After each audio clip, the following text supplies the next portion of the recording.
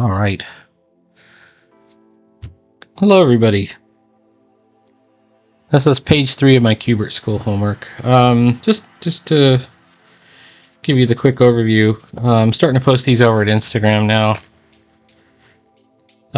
This is Unga Bunga, but before I had him in the costume with the purple fur and everything. I might actually do this in color by the end, so it's kind of a surprise at the end of the class. Although it won't be a surprise if you're watching this, but I haven't 100% decided. I'm really proud of that line. Welcome to your Yabba Dabba Doom. Anyways, so this is Unga and Goro the gorilla. Their other friend is Zara the Swift. She's a velociraptor.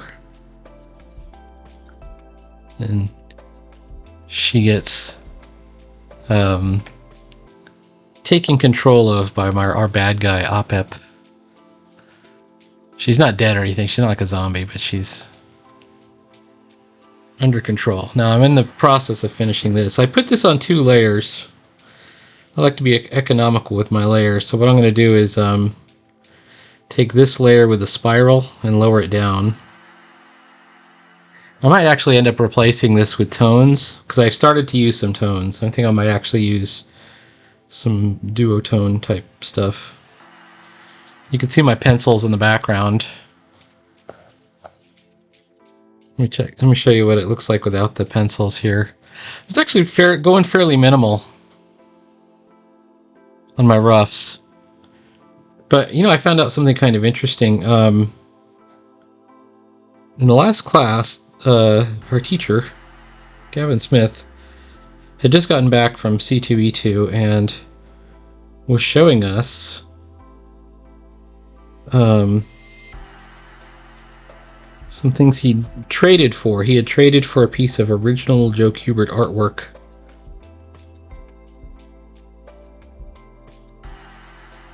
And he had traded like one of his own covers for a Joe Kubert piece. And Joe Kubert apparently, I'm gonna have to go look this up. Joe Kubert doesn't do finished pencils either. He does about the level I do, which I felt really tremendously gratified by that, seeing that. Because they were kind of like amazed by it, but it's like, you know, that was the level he needed. It's always the argument that I make. It's like, well, I'm going to be doing the inking, the arts and the inking. This is not true of Andy Kubert, by the way. The son actually does do finished pencils. And I would think it's not true of anybody who is going to do their own, you know, who's going to rely on somebody else for inking. If you're relying on somebody else for inking, of course, you're going to have to provide more information.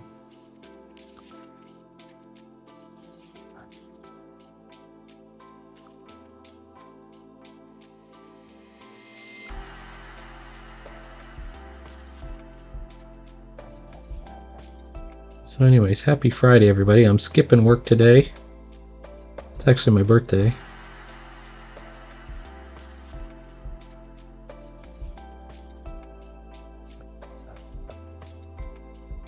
I seem to have sprained my foot again, or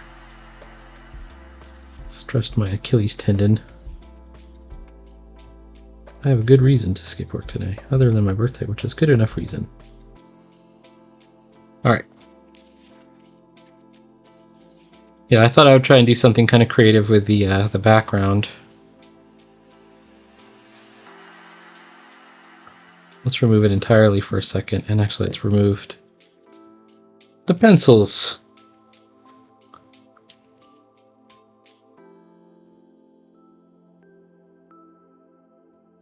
Opep the Mummy Wizard. A lot of times I don't know where I'm going with something. When I come up with a concept, it's like a verbal concept. I'm like, how about a mummy and a wizard? And then you try and imagine how that would look, or how you would concept it, or whatever else. You know, you could even say a serpent wizard, or something like that, or a serpent mummy. You just have to put together some words, and oftentimes you're going to come up with something kind of cool.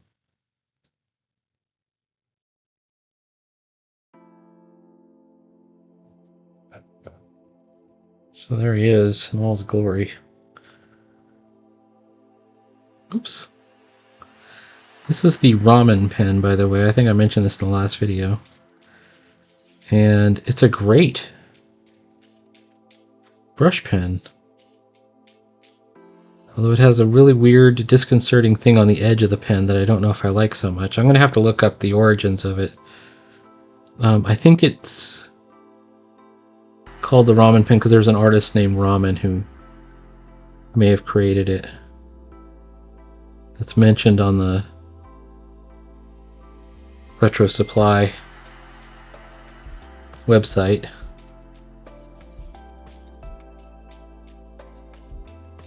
Okay. Now here's where we had to waste a whole other layer on this. If I'm going completely dark,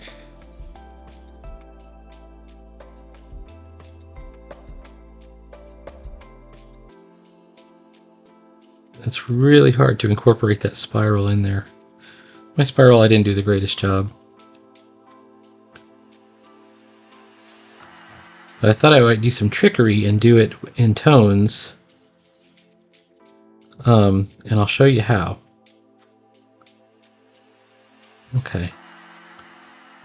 Alright, let's do some more lightning bolts and then we're going to do the tones. So here's the pencils once again. You can see I've got lots of lightning bolts that I didn't put in. But we're going to do...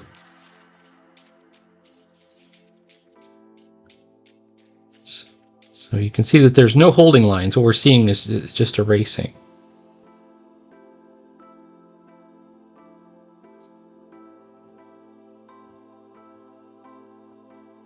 And then the full spiral would look like this. And actually, if we take out pencils, I think it looks good. I think it might be a little bit too dark, like the contrast might be too much. It might change when I put in my speech bubbles. Maybe that's too much contrast. So in order to fade it back, push it back into the background, we're going to make this more of a gray tone. So here's my idea.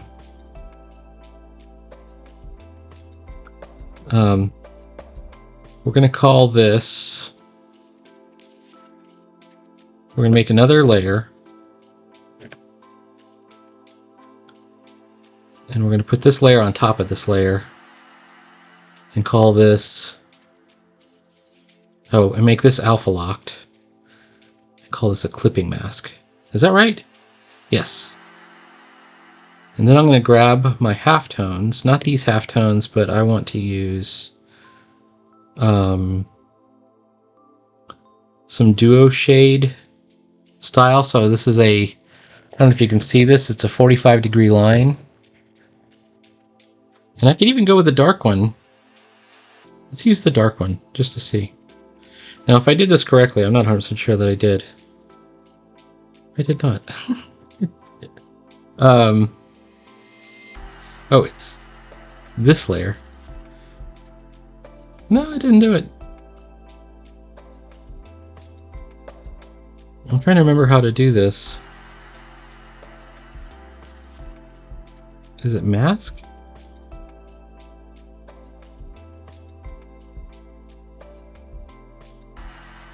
Take off clipping mask.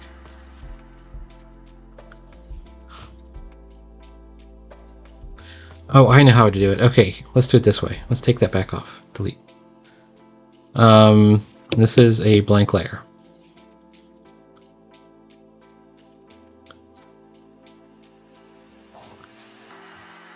I think if we go ahead, do the whole layer, and then we turn this out on as clipping mask. Didn't work. What am I doing wrong?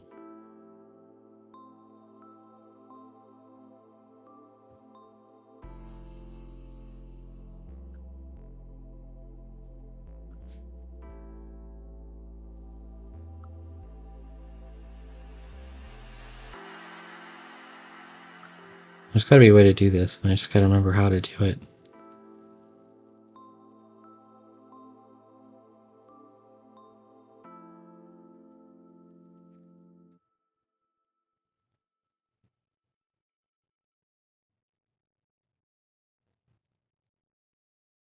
where it only applies to that.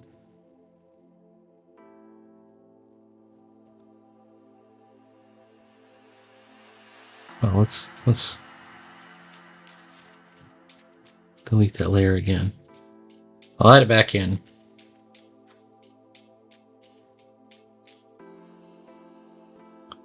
Maybe if I take this layer, let's do it this way. I duplicate the layer, and it's already on.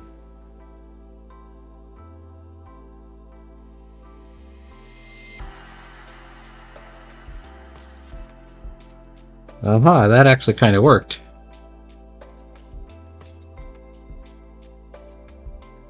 And the reason that worked is only because of the alpha channels were already on.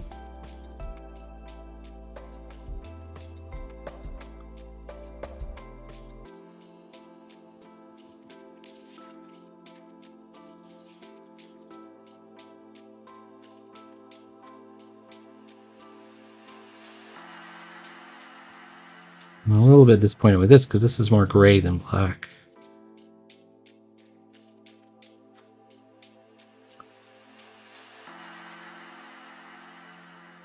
You know?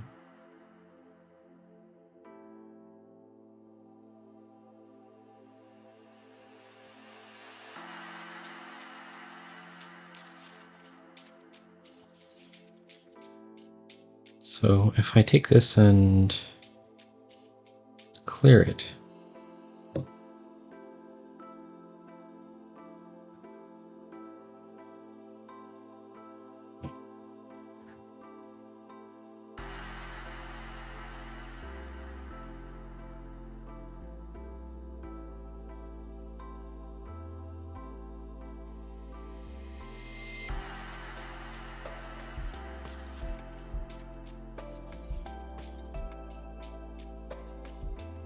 Nope, can't be that.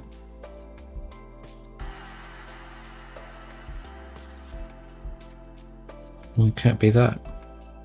That's only for applying textures. Okay, so what I'm really looking for is not maybe it's not a clipping mask, maybe it's just a mask.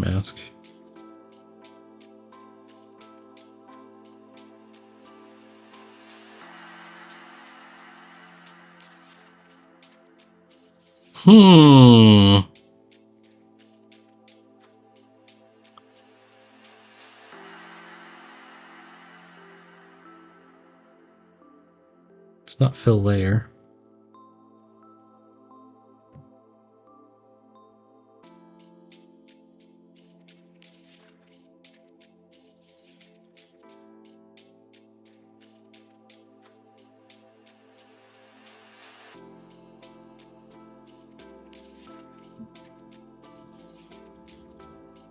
I'll look up how to do it.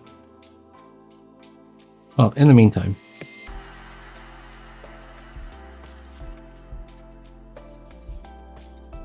I think if I take this and I duplicate it.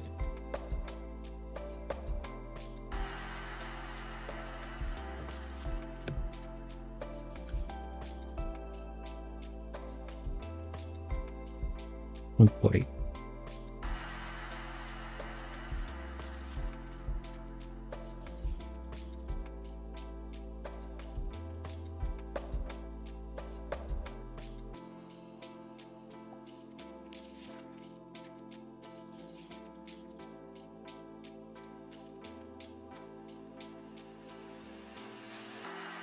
I kind of like the idea of the grunge filter a little bit.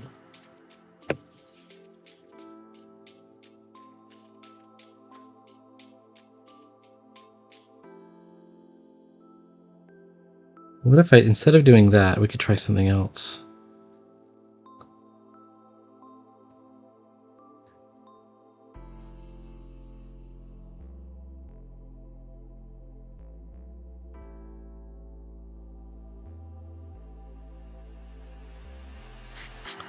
That's kind of neat.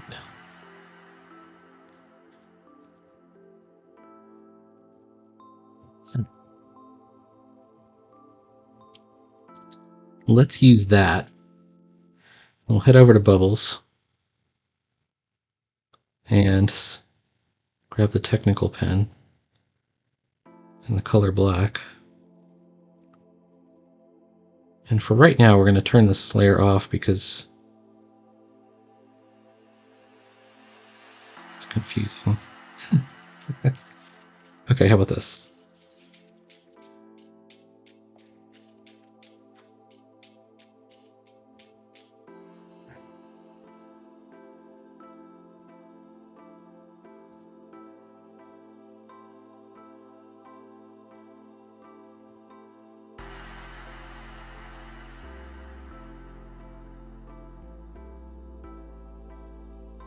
I also want to, the lettering is part of the art, so we want to make sure that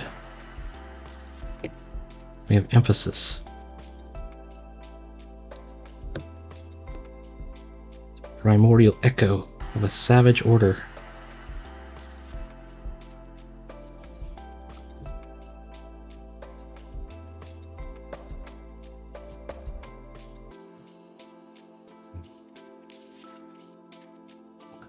Nope, you're good.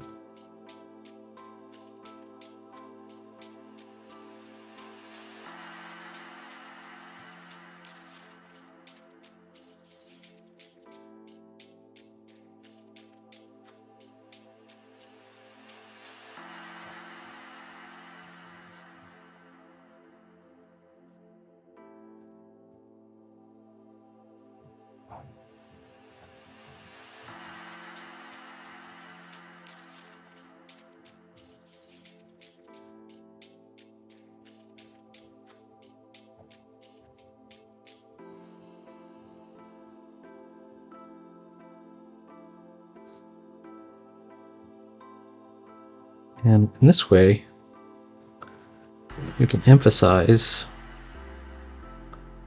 the words as we imagine he's saying them.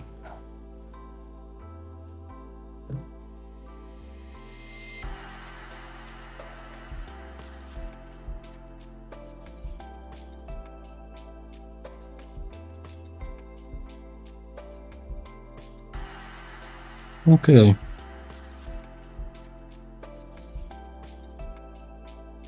I got one more speech bubble. Let's take a look at it with it back.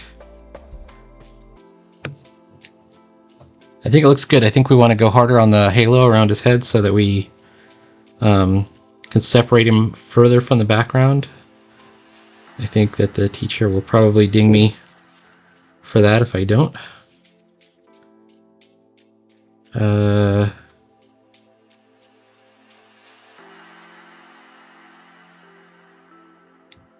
Where was I? Let's remove it one more time.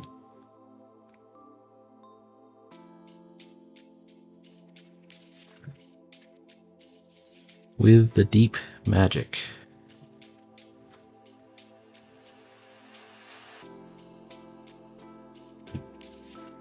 Gonna make that bold.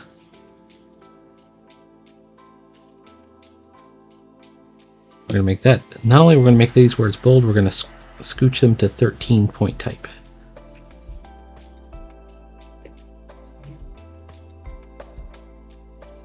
And let's call him the Supreme Emperor.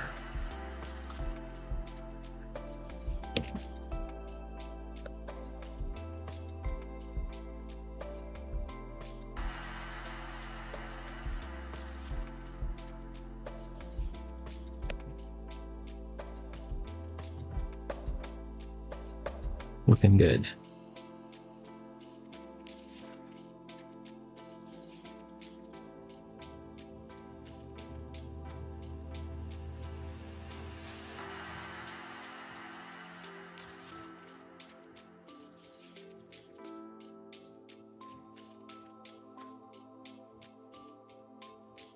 Throw the white in there.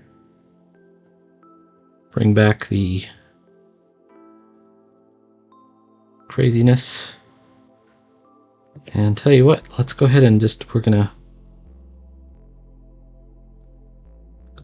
halo him out a little bit more.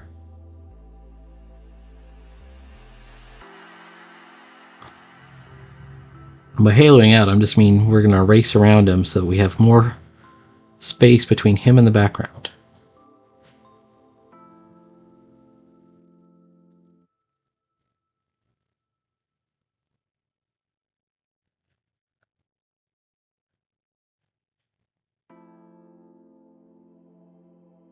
This is kind of on the order of a special effect. It's part of the storytelling, but not necessarily, you know, it's not like we're drawing a house here. We're drawing a cinematic effect.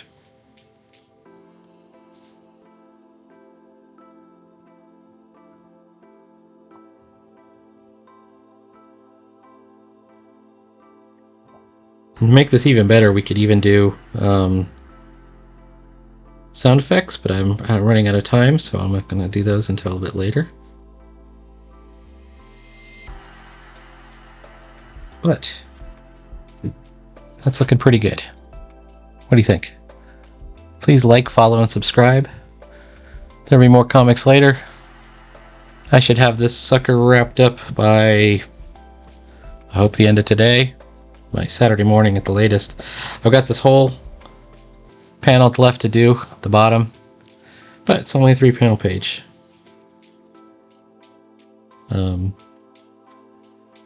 Storytelling has spoken, right? So I got this one page where it's Unga on the left and Goro on the right, and they're being threatened by a momentarily hypnotized Zara. I don't know, did I go too far? Did I make her look undead? She's not meant to look undead. She's supposed to be just crazy. There it is, right there. Alright, talk to you later.